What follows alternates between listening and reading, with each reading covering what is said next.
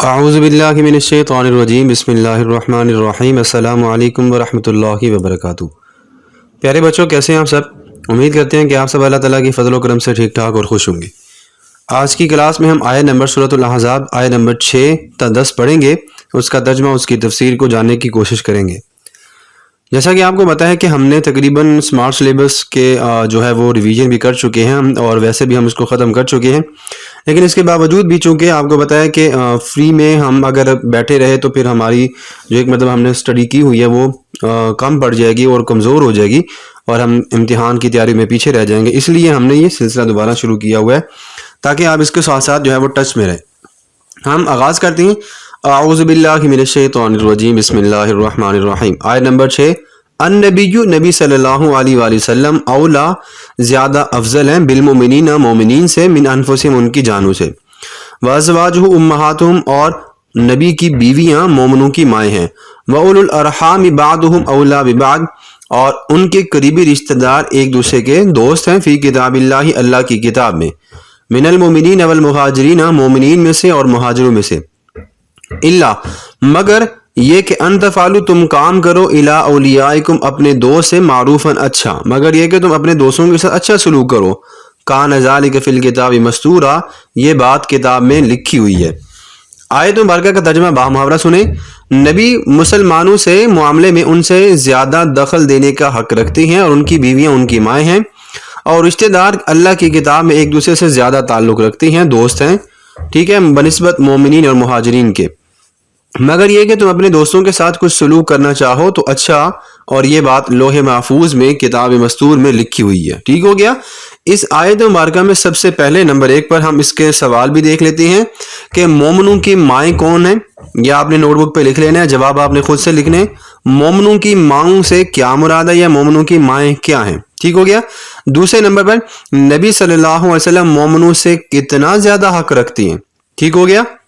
یا اگلی آیت مبارکہ، وَإِذْ أَخَذْنَا اور جب ہم نے وعدہ لیا، مِنَ النَّبِيِّينَ نبیوں سے، مِيثَاقَهُمْ پختہ وعدہ، وَمِنْكَ اور آپ سے، وَمِن نُوحٍ اور نوح علیہ السلام سے، ابراہیم سے، وموسیٰ وعیسیٰ ابن مریم اور موسیٰ سے اور عیسیٰ ابن مریم سے، وَأَخَذْنَا مِنْهُمْ مِيثَاقًا غَلِيظًا اور ہم نے ان سب سے پختہ وعدہ لیا۔ بامحاورہ ترجمہ، اور جب ہم نے نبیوں سے عہد لیا اور آپ سے اور نوح اور ابراہیم اور موسیٰ اور مریم کے بیٹے عیسیٰ علیہ السلام سے، اور ہم نے ان سب سے پکا وعدہ لیا۔ اس آیت مبارکہ میں اللہ نے یہ حکم دیا کہ اللہ نے نبیوں سے وہ ایک وعدہ لیا ہے، ٹھیک ہے، اور وعدے میں کون کون سے نبی ہیں وہ یہاں پہ ہے۔ تو سوال آپ لکھیں کہ اللہ تعالیٰ نے آیت نمبر 7، اللہ تعالیٰ نے سورۃ الاحزاب کی آیت نمبر 7 میں جن نبیوں سے پختہ وعدہ لیا ہے ان کے نام بتائیں، ٹھیک ہے، ان میں سے 4 کے نام بتائیں یا ان کے نام بتائیں، ٹھیک ہے، آپ صلی اللہ علیہ وسلم، نوح علیہ السلام، ابراہیم، موسیٰ اور عیسیٰ ابن مریم۔ ٹھیک ہو گیا۔ اگلی آیت مبارکہ، لِيَسْأَلَ الصَّادِقِينَ عَنْ صِدْقِهِمْ تاکہ یسأل سوال کرے سچ بولنے والا اپنے سچ کے بارے میں، تاکہ سچوں سے ان کا حال دریافت کیا جا سکے، وَأَعَدَّ لِلْكَافِرِينَ عَذَابًا أَلِيمًا اور اللہ تعالیٰ نے کافروں کے لیے دردناک عذاب تیار کر رکھا ہے۔ تو ایک سوال یہ بھی ہے کہ اللہ نے نبیوں سے وعدہ کیوں لیا، تو اس کا جواب آپ کو یہاں سے شروع ہو کے یہاں پہ ختم ہو رہا ہے۔ اس کا آپ نے ترجمہ لکھ دینا ہے کہ اللہ نے نبیوں سے وعدہ کیوں لیا تھا، تاکہ سچوں سے ان کے سچ کا حال دریافت کیا جا سکے۔ ٹھیک ہو گیا۔ اور جو اللہ کے نافرمان بندے ہیں، اللہ ان کے لیے دردناک عذاب تیار کر کے رکھا ہوا ہے۔ عذابًا علیما، عذابًا عظیما، عذاب الحریق، عذاب النار، عذاب النار، یہ مختلف طرح کے عذاب ہوتے ہیں۔ اگلی آیت مبارکہ کو ہم دیکھتے ہیں۔ یا ایھا الذین آمنوا اے ایمان والو، اذکروا نعمت اللہ علیکم اللہ کی اس نعمت کو یاد کرو، ٹھیک ہے، اذکروا یاد کرو نعمت اللہ اللہ کی اس نعمت کو، علیکم جو اس نے تمہارے اوپر کی، اذ جاءتکم جنود، اذ جب، جاءت مؤنث کا صیغہ ہے، آج گئیں، کم تمہارے پاس، جنودن لشکر، ٹھیک ہے، جنودن لشکر، جب تمہارے اوپر لشکر آگے، فارسلنا علیہم ریحا تو ہم نے بھیجی ان پر ایک ایسی آندھی، وجنودن اور ایسے لشکر، لم تروها جنہیں تم نہیں دیکھتے تھے، وکان اللہ بما تعملون بصیرا اور اللہ تعالیٰ جو بھی کام تم کرتے ہو ان کو دیکھنے والا ہے۔ آیت کا بامہرہ ترجمہ دیکھیں، اے ایمان والو اللہ کے اس احسان کو یاد کرو جو اللہ نے تم پر ہوا کے ذریعے بھیجی جب تم پر لشکر چڑھائے، پھر ہم نے ان پر ایک آندھی بھیجی اور ایسے لشکر بھیجے جنہیں تم نہیں دیکھا، اور جو کچھ تم کر رہے تھے اللہ تعالیٰ انہیں دیکھ رہا ہے۔ اس آیت مبارکہ میں اللہ تعالیٰ نے مسلمانوں کو یہ حکم دیا کہ جب غزوہ احزاب میں مسلمانوں کا مقابلہ ہو رہا تھا کفار کے ساتھ، تو چونکہ مسلمانوں کی تعداد اس میں ویسے بھی کم تھی، ٹھیک ہے، اور کفار کی زیادہ، لیکن مسلمان گھبرائے نہیں، اور جو ان تھوڑی بہت گھبراہٹ آئی تھی تو اللہ نے ان کے اوپر، کفار کے اوپر جو ہے وہ ایک آندھی چلا دی جس سے وہ اندھے ہو گئے اور مسلمانوں کو کچھ بھی نہیں ہوا، اور مسلمانوں نے آرام سے ان کا مقابلہ کیا، اور ایسے لشکر بھی، مطلب فرشتے بھی اللہ نے نازل کیے تھے، اور اللہ کے فرشتے بھی مسلمانوں کی مدد کے لیے ساتھ ساتھ لڑ رہے تھے۔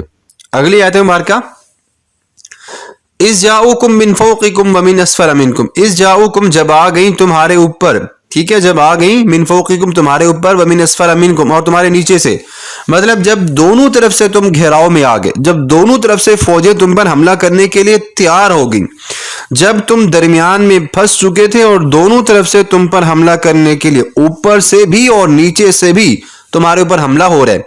وَإِذْ زَاغَتِ الْأَبْصَارُ اور ایسی حالت میں، وَإِذْ اور جب زاغت پہنچ گئی، الابصار بصر کی جمع ہے، آنکھ کو کہتے ہیں، وَإِذْ اور جب زاغت الابصار آنکھیں پہنچ گئیں، کہاں پہنچ گئیں؟ مطلب چندھیا گئیں۔